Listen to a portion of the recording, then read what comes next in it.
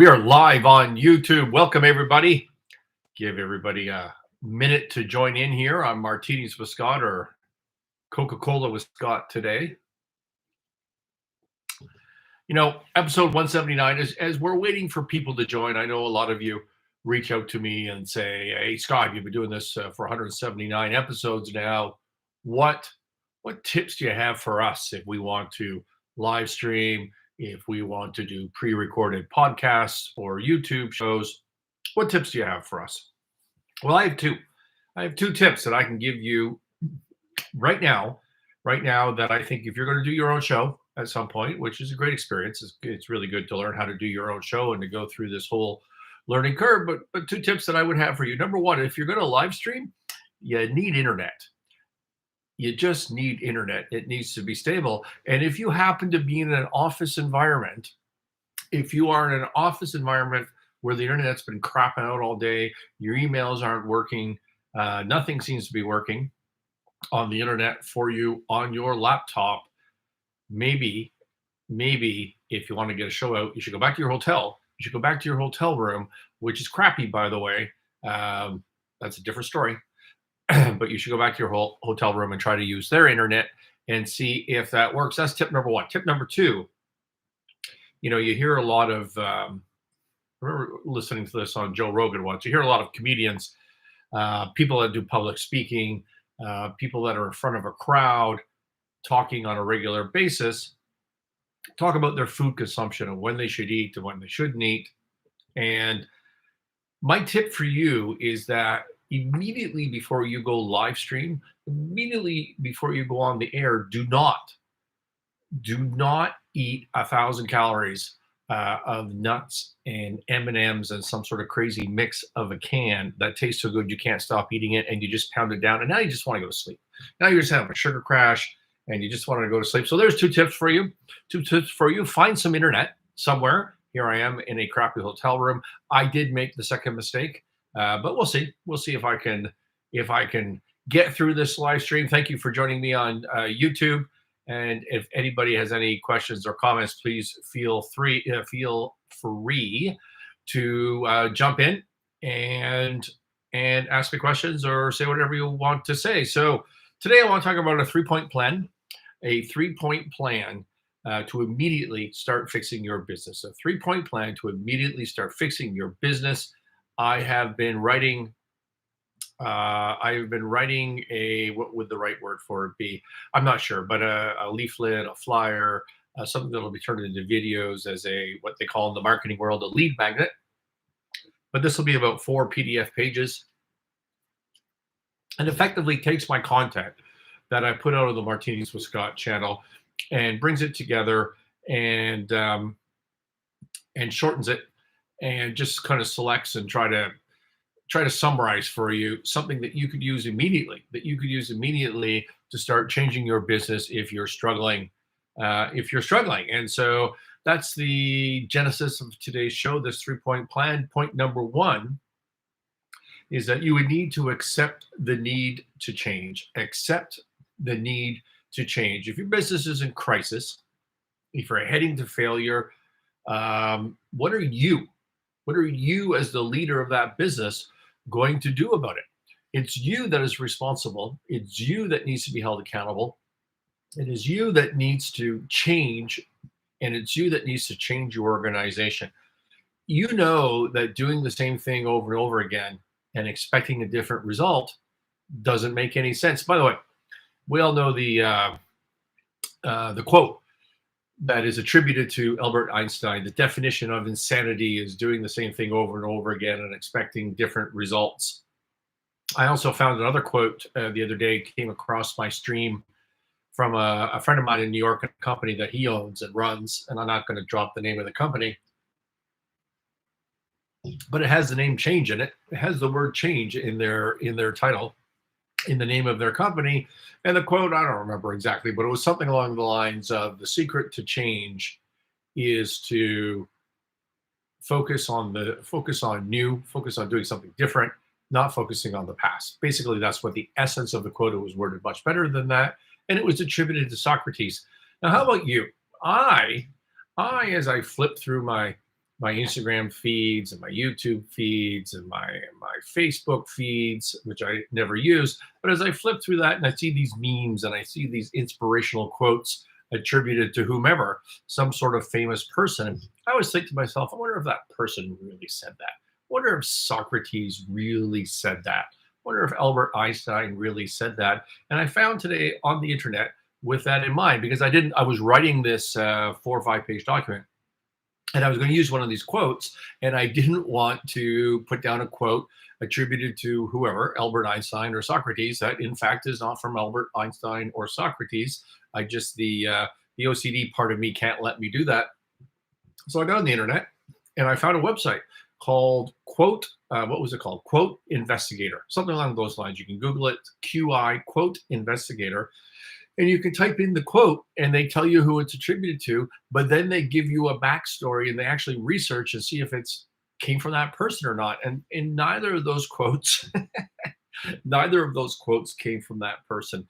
The Socrates one in particular did come from somebody named Socrates, but it was a character in a fictional book named Socrates, and it was the author just wrote that and attributed it to his fictional character Socrates. Nothing to do with the Greek philosopher, nothing to do with that Socrates. And so, I've come up with my own wording, and I'm not trying to attribute this quote to anybody. So, first step, if you want to fix your business, you need to accept the need.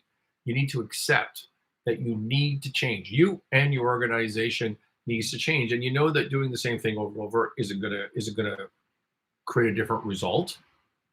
And therefore, you need to do something different in order to affect a turnaround. But when, how, what do you need to do different? How do you do it differently? When do you start making changes? And the when is a big deal. I mean, it sounds like an obvious answer. You should do it right now. But when you're making changes required to turn around your business, you have to make some hard decisions. You have to make some really, really difficult decisions. And so you procrastinate, you put it off. I see this all the time in the businesses that I walk into to help fix. You just see owners, turnaround leaders, leaders of these organizations just putting off the hard decisions, or they've convinced themselves, you can't do this. Everybody says this needs to be done, but you can't do that. That's not going to work. I've tried it. It's never going to work. In my career, which has been over 30 years. I've worked with hundreds of businesses, over 25 countries, 27 countries, something like that. And there's one commonality of all these troubled businesses that I've seen. And the commonality is, there's several commonalities, but one of the commonalities is you can walk in and everybody knows, not the leader, but everybody knows. If you go talk to the people on the floor, the people actually doing the work, they all know what's wrong with the business. If you have a one-on-one with them, I call it the Maxwell Smart cone of silence. If you're my age, you know what that reference refers to. But it's a safe environment. Tell me what you think. Just tell me what you think about the business. And I call it a listening tour. And you just go out and you ask the employees, and you start to get some really strong answers that are just obvious things that are wrong with the business. You don't need a consultant. You have a troubled business, you don't need a consultant to come in and tell you what's wrong. Listen to your people. Have someone, third party, come in to listen to your people. Frankly, that's all a consultant does anyways. Maybe put some math around it too. But listen to your people and you're going to get the right answer. It's only the leadership, the management of the business that can't see the path forward. They're the ones that can't see it. If you think about, here's an analogy for you. Think about an individual who suffers from a debilitating addiction, okay? And their life is in ruin, or it's on the path to being in ruins, and they just don't see it. They don't see it. Everybody around them see it. Their friends see it. Their family sees it. Everybody sees it except the addict, him or herself, doesn't see the destruction that their life has, the destruction on their family, the destruction that their life has become. They've learned to accept those consequences. They've learned to just think that this is the normal, and it's the way that it's going to be. If you think of that addict, it's really a terrible story. Everybody can see it but them. And then what stops it? Well, they hit rock bottom. I mean, if there's going to be a cure, if there's going to be a turnaround in that situation, they hit rock bottom. And the need to change as an addict, if they hit rock bottom, the need to change becomes obvious and it becomes imperative. It has to happen right now. They got to do everything that they got to do. They got to ditch their friends, change their environment, go to a program, whatever it is. They need to do what they need to do to change. Well, it's the same in business. Troubled businesses, metaphorically speaking, need to hit the business equivalent of rock bottom often before leadership changes. So my question to you is, in this step number 1 out of 3 to fix your business right now, my question to you is when? What has to happen? What terrible thing has to happen before you start doing things differently? Do you have to miss payroll? Do you have to not pay yourself? I know these things sound extreme, but I see it all the time with troubled businesses. Do you have to make payroll late? What bad thing has to happen before you start to change? Because when you do change, here's the payoff. When you do accept the need for change, the hard decisions become really easy. You can fire that non-performer. You're stressing about, do you keep the salesperson on? They're going to bring the big deal in any day now, and that's been going on for a year, and there's a bunch of expenses and overhead that goes along with that. You can fire the non-performer, because if you don't cut that cost, you're going out of business, right? You're going broke. And so that decision, all of a sudden, if you've accepted that you're a troubled company and you've accepted that you need to change, that becomes a super easy decision for you to make. Furloughing employees, good times, you maybe carry them for a while. If you don't have any work to do at one of my companies this year, Navani Stainless, you can look it up on the Martinis with Scott channel. In prior episodes, well, we ran out of commodity. We couldn't buy steel for like 5 weeks this summer, 6 weeks. We laid nobody off because we didn't have to. But if we were broke, you damn right. If we were in trouble, we would be furloughing. We would be laying people off, because that's what we'd have to do to survive.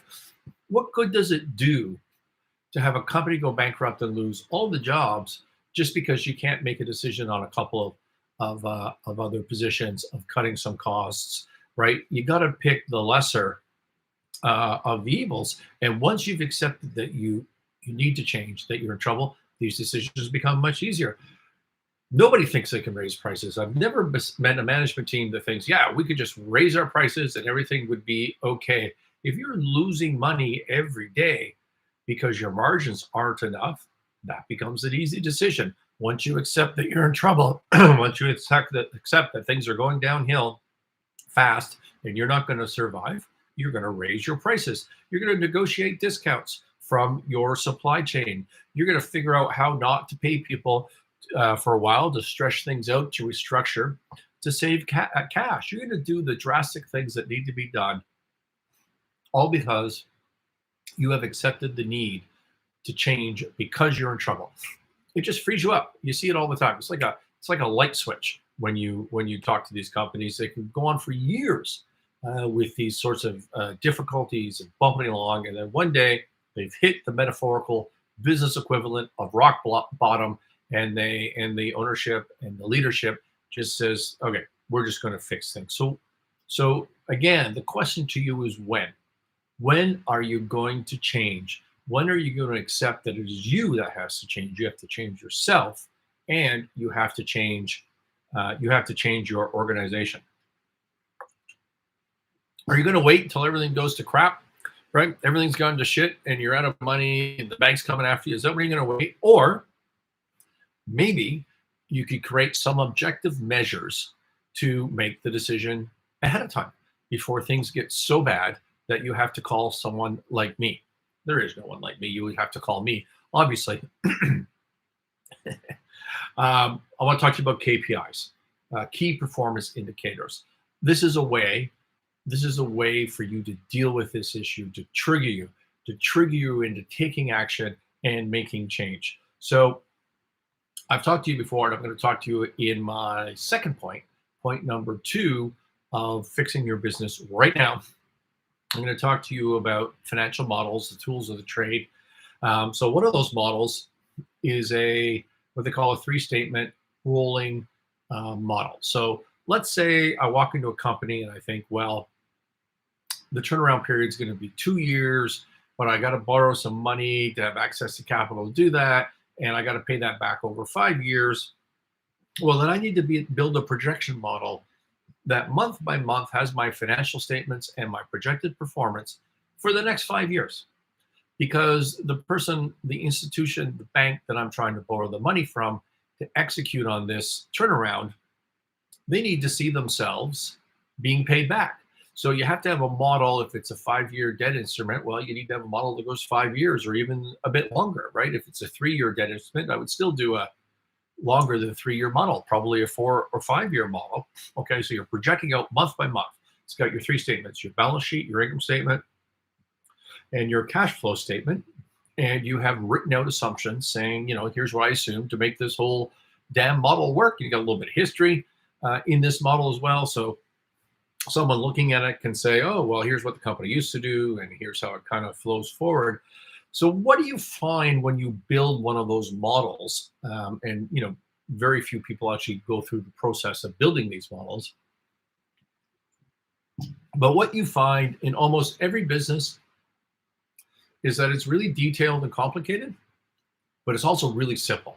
There's really economically 3 assumptions, 5 assumptions, like a really limited number of key assumptions, 3, 4, 5 assumptions that drive every single model.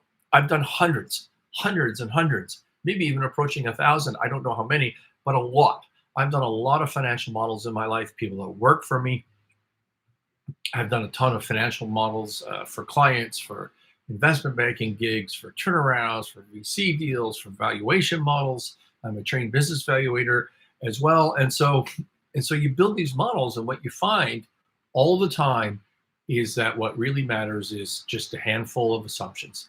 Just, hey, Brian, how are you? Thanks for joining us. Is just a handful of assumptions. So what would be an example of these sorts of models? Well, I've talked to you on the Martinis With Scott channel before. I've talked about a turnaround of a food processing company that I did a couple of years ago. It was a tremendous success, complicated company, strong mid-market revenue, in trouble with its bank, losing a bunch of money, and hundreds of people working there. But it all boiled down to a few key assumptions. And one of them was the direct materials percentage. All right. So I talked to you on this channel many, many times about what I want you to focus on to make more money in your business in one order. And that is contribution margin, which means what you sell your product for minus what that product costs you. And if you're in manufacturing, what that product costs you, the variable costs would be direct materials, direct labor, freight, maybe some. Thanks, Catherine. I'm stuck in a crappy hotel room and there's no booze available. So you're right. Cheers. I am having a Coca-Cola. So those are your variable costs in that, like a freight and whatever else is a variable cost that goes along with that product sale. Well, in this business, in this food company, it had all those things, but the only one that was really relevant was direct materials. You could overpay for labor, you could be inefficient, but it still didn't matter. It just didn't matter. What really mattered was thank you, Brian. Cheers to you as well. What really mattered was their direct material. So that was one key assumption. Your overhead. Their overhead was a big deal. Their fixed costs, right? How much per month did we spend on everything else, like rent, debt service, office salaries, marketing expense, all that sort of stuff, okay? Overhead mattered. Supplier credit mattered. Do we have to pay our suppliers in 60 days or 30 days or COD? And when you collected your receivables matter. There was 4 assumptions that drove the whole modeling of that company. Direct materials percentage and fixed costs, okay? And the base revenue, make that 5 assumptions. Okay, so base revenue, direct materials percentage, fixed costs, supplier credit terms, receivable collection terms, and that's it. Everything else was just immaterial. Okay, so it's interesting that when you build these models, no matter how complicated the business, it always boils down to these 3, 4, 5 key assumptions. If you understand those assumptions about your business, those KPIs, if you manage to them, if you track them to religiously, and when I say religiously, if the business is going great, like do it once a month at a minimum. If the business is doing really bad, do it once a week. If it's really, really, really bad, do it daily. Daily. Yeah, I'm not kidding. Do it daily. That's what you need to do when you're in serious out of money. Anyways, you track these KPIs, these key performance indicators, these key assumptions that drive your whole business economically. You do it religiously. And when they're going the wrong way, if you think your direct material percentage should be 42%, sell a product for $100 and the good cost you $42, so 42% direct material percentage, and you find out that recently you're running at 48%, that's time to panic. That's time to panic. It's not being made up by other stuff that's going on good in the business. It's not. You've already identified this as one of your key material assumptions, your critical KPI. Don't wait until you can't pay yourself. Don't wait until you miss payroll. That's the time to panic. When are you going to change? Can you accept that you're in trouble and that what you're doing isn't working and you and your organization needs to change? That is my first tip, my first action item to start fixing your business today is to get your mind around the idea that you need to change. Do it now. Don't do the same thing over and over and think it's going to work out. Do it now. All right. Tip number 2. Action item number 2. We've talked about accepting the idea that you need to change. Number 2 is to have the tools, to understand the tools for cash flow and profitability. And this comes back to the financial models, the tricks of the trade, the tools of the trade. The scorecard of business is money. What does that mean? Money in the form of profit, for sure, valuation, for sure, but most importantly, in the form of cash flow. Last week, I walked you through the working capital cycle. I wanted to know if I could figure out how to explain it to you without a diagram. I'm not sure if I pulled that off or not, but I've told you before, I'm going to say it till I'm blue in the face. If you don't have positive cash flow in your business or your life, you're going to zero. You are going to zero. You have to have positive cash flow. Okay. Does your business have strong cash flow? Do you even know? Are you able to meet payroll on time, pay your bills, all that sort of stuff? Here's what you need to do. You need to, if you're in trouble, you need to start understanding why. You need to understand those 3, 4, 5 key assumptions by building the model. By building the model and start playing around with things, okay? So the first tool of the trade is your monthly rolling model, which I already talked to you about, okay? And the point of what that does is it gives you, perspective from the past, and it gives you your balance sheet, income statement, and your cash flow, and all kind of flows together and projects out, as I said, month by month for 3 years, 4 years, 5 years, as long as your model needs to go. And the way that we build our models, I think you can find an example on the sinclairrange.com website. If not, we'll get another one up for you. The way that we build those models is I can look across the cash line into the future, okay? And I can see what trend it's going. Like I can see the direction that it's going. And if it's starting to go down, and then if it turns negative, that means my business ran out of money, okay? And if it starts to go up, and all of a sudden starts building up a bunch of cash reserves, I obviously wouldn't be doing that in real life. I'd be dividending them out. I would be hiring more people. I'd be looking at expansion plans, a capital expenditure program, right? I'm not going to build up just a ton of cash in the bank or do nothing with it. But the model tells me which way my cash flow is going. Just saw one line item on a spreadsheet. It's so easy for me to see. Now, is it accurate this month? Like here we are, November 25th. If I have one of these models for one of my companies, Is it going to match what it says for cash projected for November 30th? Will that be actual? No, no, it won't be actual. It'll be, materially close, right? I don't mean within a couple of dollars, but it'll be close enough. But the point of the monthly model is to see the trend. Where it's more accurate and what's more interesting from those models is 6 months out. Like what's happening 6 months out.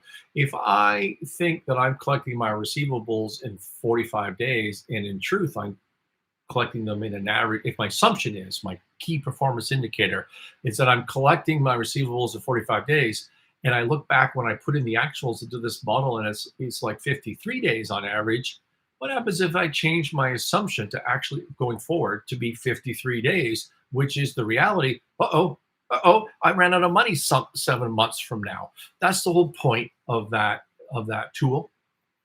I'll be giving more specifics on how to build one of those models. I know we've done this before, but I'll be giving more on that as we move into 2022. The second tool of the trade is a cash flow model. So I want you to have two models. Every business, doesn't matter how awesome you're doing, the rolling monthly model and your 13-week cash flow model. And this is, on November 25th, which is today. Well, actually, let's use tomorrow, November 26th. At the end of the day, my cash reconciled per my accounting books is whatever, $1,000. Well, that becomes my opening cash for next week. Here's the cash I expect to collect specifically. Here's the cash I intend to spend next week specifically. And what happened? And then I get my closing cash, right? So what I have to begin with, plus what I collected, minus what I'm going to spend, equals what I have at the end. And you just do that week by week for 13 weeks, which is 3 months, magically speaking. And it gives you, remember I told you the monthly model is more of a direction-oriented tool to tell you sort of where it's going to happen 6 months from now, a year from now, 2 years from now. Well, this cash flow is really a specific as to what am I going to do? Like I need to delay payments here because I'm in trouble, or I need to go collect this receivable sooner rather than later. I need to change my entire working capital cycle, as I talked about on the last show. And what's Catherine have to say? Catherine says she has a tequila in a can with Catherine. I'm not sure what that means. Tequila in a can with Catherine. Packing to move residence and office at the moment. All right. Enjoy your tequila. Cheers to you. I'm going for martinis after this, by the way. I have a reservation in maybe 2 hours. In Sherbrooke, Quebec, I am. All right, so two tools of the trade. You want to start making improvements in your business. You want to start doing it right now. Build those tools. Understand them. Remember, the value of a financial model is not the output. The value of the financial model is twofold. One is to teach you about your business, to get you thinking about what if this, what if that. Okay, number one. Number two, it is a persuasion tool. It's a tool that you can use to talk to your banks, to talk to your stakeholders, to talk to your employees. Hey, for this business to work at this revenue level, we need to hit direct material percentages of this number, and we're not. So what am I going to do about that? Okay, it's a persuasion tool, and it helps you to understand your business. All right, so you got to build those tools. You need to set your KPIs. When I walk into a business, people always say, like, you don't know the industry, you don't know the business, you don't know what the company should be doing. Whatever. I do some external research because we have an investment banking team, and we can look up similar companies, and we can find the key KPIs by looking at someone else's business and doing the ratios on that. And then I just hit a bogey. I just set a target. I just say, okay, I think this company is going to do X in revenue. And by the way, when I set my revenue level, I've talked about the food part. If I walk in there and I'm going to make up numbers, and they're doing 100 million in revenue. Okay, that's not what they were doing, but if they were doing 100 million in revenue, do I build a business plan assuming they're going to do 110 million in revenue? I do not. I don't even do it assuming they're going to do 100 million in revenue. I think to myself, what is the absolute worst case scenario with this troubled company? I think, no matter what, this company is going to do 75 million in revenue. Like if we screw everything up, it's going to do 75 million in revenue. What do my targets, what do my metrics, my KPIs need to be to make money and to have positive cash flow at that lower level of revenue? I build it on the 75. Okay, that's what I do. And then I just say, okay, well, my direct materials, I've looked at the past, I've looked up the old statements, I've looked at some competitors. I think it should be 45%. Let's build the plan on 45%. Okay, and of direct revenue. And then a week later, go back and look. Like you've got your revenue for the week. You know what your direct material costs were for that week. Is it 45%? Is it 48%? Are you close? Are you out to lunch? And you just kind of iterate your way into a reasonable assumption. All right. You just need to start. And once you do that, then when I talked before in the section about in my first point, which is accepting that you need to change, accepting that you're in trouble and creating change. And when you do, the difficult decisions become really easy. Well, for example, raising prices. Well, now you've got the tool to raise prices. You can do that in your model and see how much it helps. You can do that in both the cash flow model and the rolling 3-statement model. You need to have those tools. That is a way to start improving your business right now. All right, point number 3, change culture and attract resources by changing your momentum, okay? So if you're a troubled company, if your business is troubled, which is what we're talking about today, you need to accept the need to change. You need to have the tools. At the end of the day, as I said from the very beginning, you need to change your organization, which means you need to change your culture. You need to change the way that you do things. You need to put you need to take the chaos that you're in and you need to bring a sense of order to it. 100% of the time, you always need to change your culture if your business is failing. And so there's one thing that all troubled businesses need is they need culture change. What is another thing that every troubled business needs? Well, it's more resources, right? If you go out and meet a business owner or a leader who's got a troubled company, they're always going to tell you, they're not asking for my help to turn the business around. They're asking for cash. Give us some more money. If we just had some more money, here's what would happen. Here's how things would be much better. Okay. How do you attract more money, more resources to a failing business if you're not starting to turn it around, right? So you need to change culture. Everybody needs to do that. And everybody needs more resources because it takes money to make money. It takes money to fix things. Well, fortunately, there's one answer to accomplish both of those things.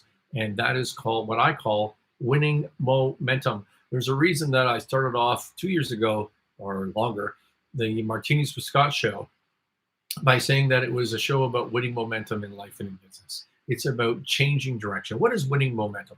To me, it's when you wake up tomorrow, are things going to be a little bit better today than they were yesterday?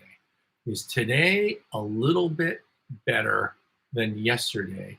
Because in a troubled business, I promise you, I just see it hundreds of times. When the people go to work in the morning, they just dread because they know it's going to be certainly not going to be better. It's going to be either the same as yesterday, but probably it's going to be worse than yesterday. It's negative momentum. You want to turn a business around, you need to get winning momentum. You need to make today a little bit better than yesterday. So how do you do that? What techniques can you use right away? Remember, the point of today's show is 3 ideas and a bunch of sub ideas to make change right away to start doing better. So how can you start getting winning momentum? And this applies to life, not just business. Number 1, positivity. Okay, you create change by reinforcing positive behaviors, positive thinking. You do not focus on negativity at all. I'm on a turnaround right now in Quebec. We've announced it on this show, so I'll tell you, it's the Equip Innovations. We're a tier 1, tier 2 automotive supplier. Things going pretty well. Things going pretty well at Equip. We have a long way to go, but we're week 7, I think, and I'm happy. but I'm always talking to the team there. I'm talking to them about I don't want to hear about this problem.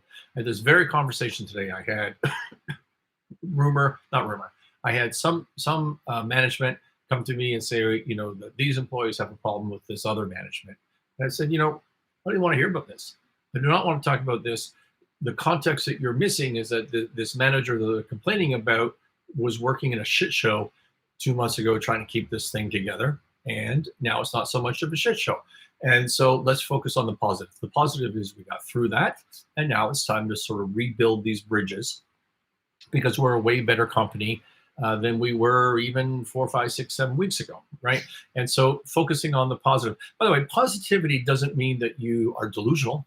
Doesn't mean that you stick your head in the sand and just ignore the negative things around you. I created for myself to put as a meme on my Instagram and other places an equation about positivity. So positivity does not equal delusion. Positivity equals reality. Okay, you got to face the facts. Equals reality plus a self-belief that you can deal with that problem, plus hard work. So positivity equals reality plus self-belief plus hard work. Okay, that is positivity. Yeah, I got a problem. I'm not freaked out by it. I don't have fear. I don't have negativity. I'm not paralyzed by it. I'm not, frozen with inaction. I'm not experiencing anxiety and having health problems over the issue. I realize that there is a problem. I've identified it. I have my tools, my financial models. I know what the problem is. More importantly, I know how to fix it. And I believe in myself. That's step 2, right? So reality plus belief. I believe that I and my team are capable of doing this. And the third step, hard work. Okay, I'm going to work my ass off to get this problem fixed. That's what positivity is. Reality plus self-belief plus hard work. So one way to change momentum is positivity. Another one is empower the employees. I had this conversation at eKIP today, and we're creating a program to do that at eKIP, which I'll be actually announcing in an employee speech tomorrow. Okay, you have to empower employees to make their own change so that they participate in the change that's coming forward, that's being implemented. It's not top down, it's bottom up, and that's what changes culture. It's a team. At the end of the day, it's always a team. Okay, you can be the coach of the hockey team, you can be the coach of the football team, but I'm going to stick with the hockey analogy for a minute. You can be the coach, but at the end of the day, it's the defenseman that's got to clear the front of the net.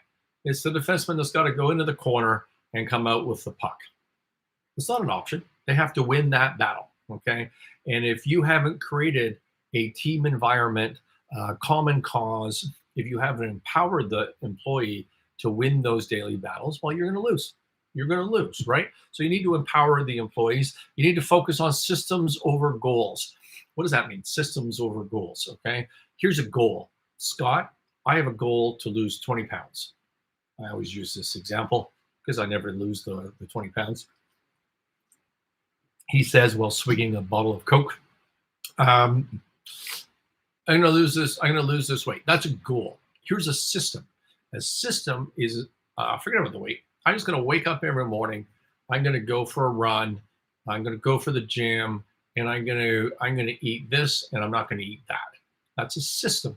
Okay, it's a focus on a way to live, a way to do things differently. It's not a focus on a numerical goal. Okay, you need, if you're going to create winning momentum, if you're going to create change, you need to focus on systems on the goal over goals, because the business equivalent of this example that I just gave you is that you just spend all your time running around, putting out fires, dealing with the issues of the day, but you're never creating better systems for permanent change within your business. All you're doing is running on a treadmill.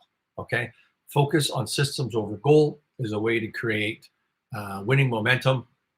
Focus on values. Okay, I talk because that's a way to build teamwork.